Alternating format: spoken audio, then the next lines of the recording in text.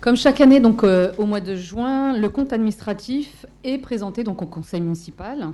C'est un document retraçant l'exécution financière d'une année complète. Il est la réalisation du budget délibéré le 5 février 2018.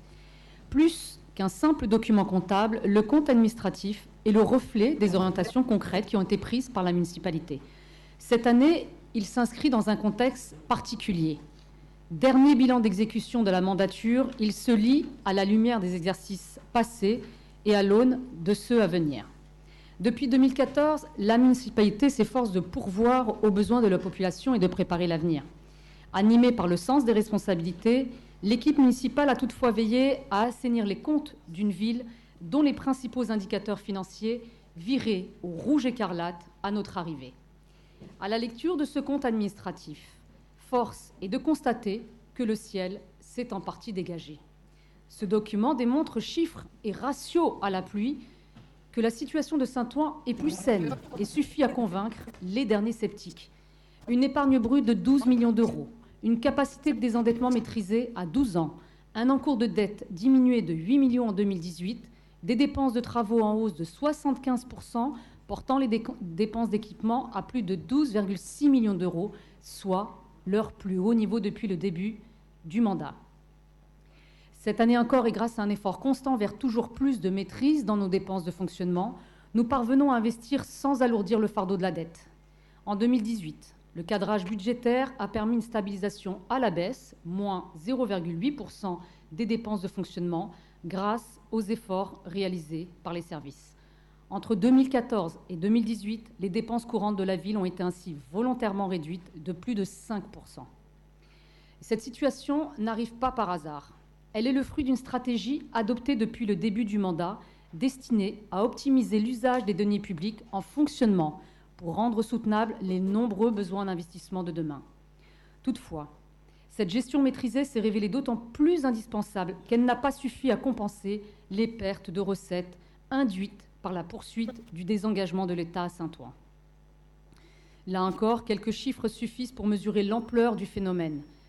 La hausse vertigineuse de la péréquation horizontale, ponction sur les communes dites riches au profit de celles qui le seraient moins, avec un montant jamais atteint pour l'FSRIF, le Fonds de solidarité de la région Île-de-France, pour 2 715 609 euros, soit une augmentation de 520 000 euros en une seule année, à rajouter aux 88 000 euros de contribution OFPIC, le Fonds de péréquation intercommunale et des communes, qui n'est plus pris en charge suite à la naissance de la MGP. Or, à Saint-Ouen, le revenu moyen par habitant est de 14% inférieur au niveau national. Le tiers de la population vit en QPV, en quartier de la politique de la ville. Et un taux de pauvreté reste 15 points supérieur à celui de la France. À ce titre et naturellement, un courrier a été envoyé au gouvernement et des rencontres avec le préfet seront programmées.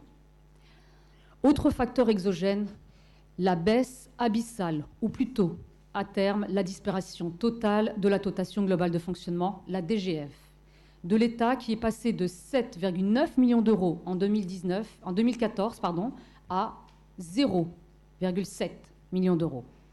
Cette baisse de dotation revient à faire peser sur les Odoniens un élan de solidarité dont ils s'acquittent déjà largement à travers les mécanismes de péréquation.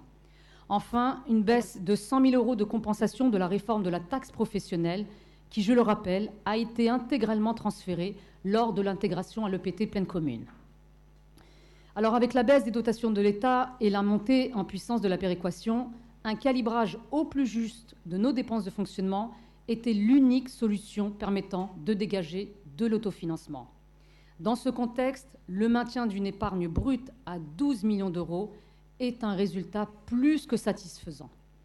Nous ne devons toutefois pas perdre de vue que 93% de ces ressources propres, de tous nos efforts, sont absorbés par notre échéance bancaire, intérêts et capital confondus. Car de fait, à Saint-Ouen, la dette rapportée à la population à plus de 3 000 euros par habitant reste 3 fois supérieure à la moyenne nationale de même strate. C'est précisément pour tenir compte de cette situation que nous avons réduit de plus de 22 millions d'euros l'encours de la dette depuis le début du mandat. 22 millions d'euros grâce à un suivi rigoureux et une gestion active de la dette basée à la fois sur une analyse en continu de la structure et du profil de notre dette et une analyse prospective de nos ressources propres pour financer des projets d'investissement. Cette gestion nous a permis depuis 5 ans de fixer un cadre de travail dans lequel l'optimisation de la dette s'est inscrite.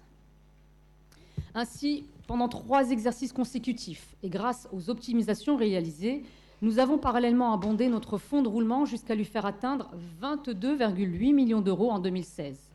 Il a depuis largement été consommé afin d'accompagner la montée en charge de notre programme d'investissement.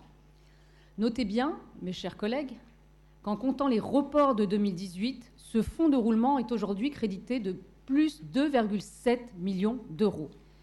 Où est donc la cagnotte tant de fois évoquée par l'opposition ? Car contrairement à ce que certains veulent laisser penser, nous nous sommes toujours refusés à nous engager dans une politique de rigueur court-termiste.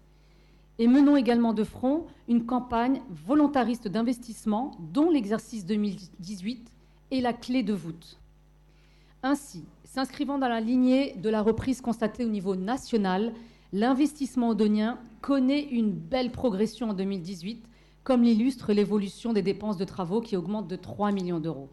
Ces dépenses d'investissement permettent de financer, entre autres, notre priorité du mandat, soutenir l'éducation et l'épanouissement des enfants, avec un total de 5,6 millions d'euros en 2018 pour la phase 1 du chantier de la construction de l'école La Fontaine et plus généralement la réhabilitation de notre patrimoine scolaire, dont notamment les travaux à l'école Bachelet.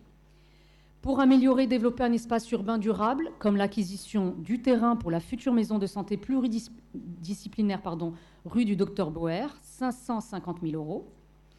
Animer la vie locale et favoriser l'accès à la culture et aux loisirs, avec les études pour la construction du futur conservatoire. La rénovation de Mariton dans le but de soutenir la culture au service du plus grand nombre, pour un total de 950 000 euros, et les travaux de rénovation des gymnases communaux et nos autres équipements à hauteur de 300 000 euros pour veiller au développement des pratiques sportives dans une ville qui accueillera le futur village olympique. Enfin, la participation de la ville à la ZAC des Docks, léguée par la précédente majorité pour 6 millions d'euros. Ces quelques exemples témoignent de la volonté du maire et de celle de toute l'équipe municipale de veiller à déployer un service public de qualité dans un territoire en pleine transformation. Et aujourd'hui, je suis fière du travail accompli et incomparablement plus sereine pour notre ville que je ne l'étais en 2014 en découvrant l'état de ses finances. Mais comme l'écrivait Machiavel, l'habituel défaut de l'homme est de ne pas prévoir l'orage par beau temps. Aussi, des incertitudes demeurent-elles, par exemple, autour de l'avenir de la taxe d'habitation. Je me réjouis de l'annonce faite par le Premier ministre macronien, actant la suppression totale de cet impôt à l'horizon 2023. Cela conforte notre choix d'avoir mobilisé ce levier en 2015, puisque les efforts alors demandés aux Odoniens deviennent progressivement indolores pour leur pouvoir d'achat et le calcul de la compensation qui sera versée par l'État aux collectivités sera calculé sur le taux de 2017. Les arguments de l'opposition sur cette hausse fiscale n'ont donc plus de sens, mais même si on sait que ce choix obligatoire qui avait été fait n'a contribué qu'à compenser le désengagement de l'État. Sur la poursuite de la contractualisation entre l'État et les collectivités, nous parvenons aujourd'hui à tenir les objectifs de cette contrainte imposée par l'État. Toutefois, si après 2020 avait lieu une deuxième vague de contrats, il nous faudrait veiller à ce que soient prises en compte les spécificités de notre ville et en particulier son attractivité démographique. En définitive, mes chers collègues, vous l'aurez compris, ce qui compte, c'est le travail, les résultats, le bilan. Concernant le bilan sur les finances de Saint-Ouen, il est positif. Ce compte administratif incarne à lui seul le tournant pris par la ville il y a de cela 5 ans maintenant. Celui d'une ville consciente de la nouvelle donne financière dans laquelle elle s'inscrit, mais soucieuse de maintenir un service public de qualité. Celui d'une ville désireuse d'accompagner la transition de son territoire sans tourner le dos à ses composantes historique, celui surtout d'une ville au service de ses habitants d'aujourd'hui et de demain. Pour cela, je tiens à remercier le maire, les élus, l'administration, les agents qui tous les jours œuvrent en ce sens pour permettre à la ville de poursuivre plus sereinement ses investissements et entretenir son patrimoine.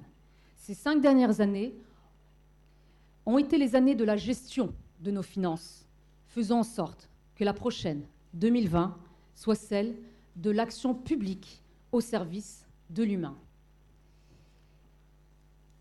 Je vous remercie pour votre attention et je vous demande de bien vouloir approuver le compte administratif du budget principal de la ville de 2018 et je laisse place au débat. Merci.